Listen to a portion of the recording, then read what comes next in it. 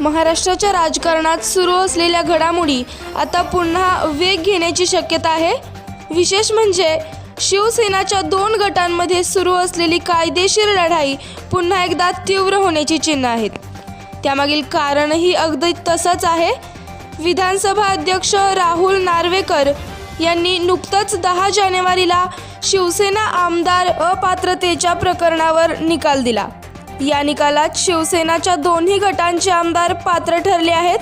तसेच मुख्यमंत्री एकनाथ शिंदे यांचा पक्ष मुख्य शिवसेना असल्याचं नार्वेकर म्हणाले आहेत। तसेच त्यांनी शिंदे गटाचे प्रतोद भरत गोगावले यांचा व्हीप वैध ठरवला आहे।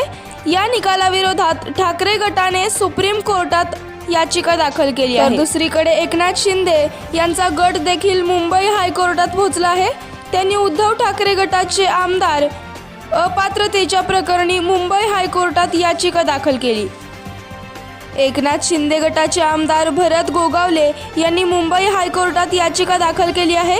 एकनाथ शिंदे यांच्या नेतृत्वाखाली पक्षाला खरी शिवसेना म्हणून मान्यता देण्यात आली आहे, तर ठाकरे गटाच्या आमदारांना अपात्र करण्यात आले आहे।